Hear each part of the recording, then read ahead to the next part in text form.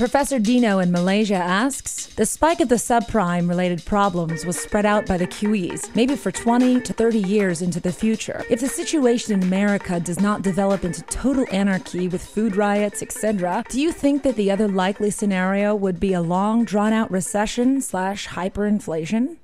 Well, first of all, I don't buy the premise that the QE has postponed the consequences for 20 years. I mean, it's postponed them for a few years, but I don't think it's going to be 20. I think that we're going to deal with the consequences much sooner than that. And, whether it ultimately becomes hyperinflation or not, I think that's still up in the air. It depends on whether or not we actually confront these problems and do the right thing.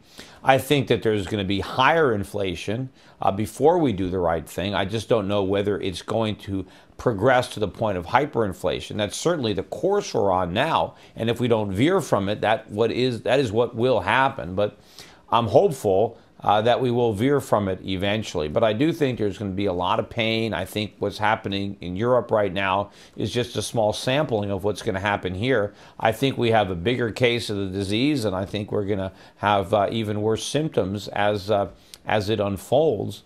So we have to prepare for that. But I'm still optimistic that ultimately, when we've got no other choice, we'll finally do the right thing. Maybe it'll be obvious to some people the costs of continuing to do the wrong thing, but a lot of damage has been done. We have years of bad policy. Our economy is screwed up because of all these malinvestments, because of the artificially low interest rates, and we're going to have to come to terms with that and swallow the bitter tasting medicine that is necessary to cure this very, very sick economy.